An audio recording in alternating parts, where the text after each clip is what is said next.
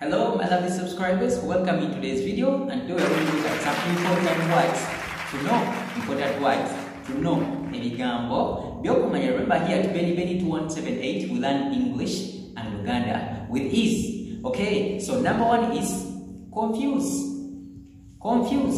So confuse is something very complex. It is confusing. Confuse in Luganda is okubuzabuza.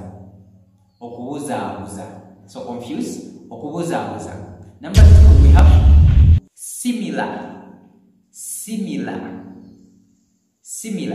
Ebifanana. Similar, ebifanana. Compare, okugeraageranya. Injured, okulumizibwa. Injured, okulumizibwa. Summarize. So summarize is okufunza. So summarize please. Funza mubambi. Okufunza. That is summarize. Burn. Okwocha. You're burning something. Oli mukwocha ekintu. So burn. Okwocha.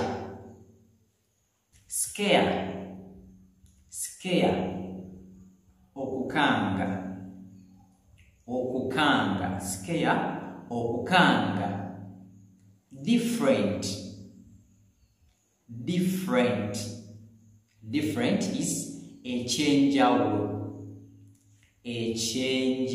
So something being different from one another. Kitunga chanjawulo okuchira ekirala. So different, echenjawulo. Introduce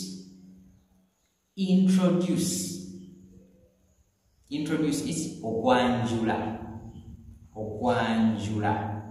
So you're introducing someone, oli mukwanjula omuntu. So introduce is okwanjula. Participate,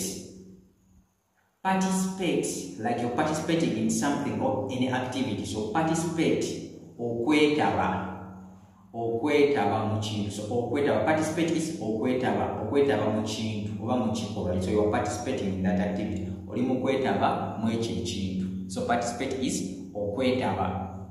Agreement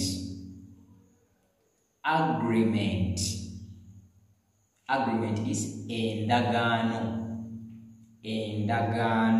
So agreement, endagaano. Quality is omutindo. So quality of something, omutindo gw'ekintu. So quality is omutindo. We have quantity. So quantity is different from quality. This is quantity. Quantity is omuwendo.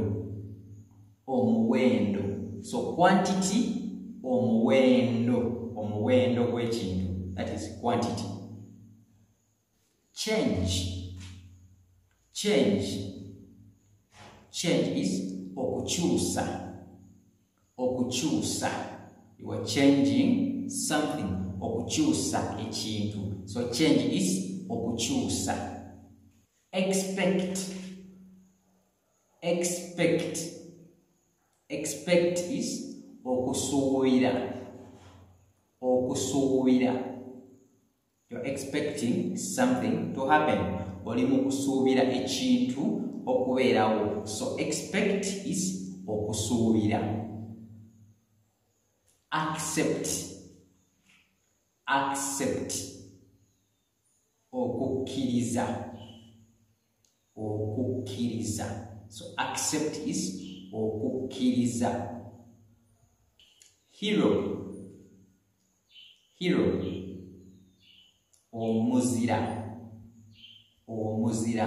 Hero is omuzira. History is ebyafaayo. History is ebyafaayo. Okay, those were some of the words I wanted you to know. Ebimu ku bigambo byewandiyagadde okumanya.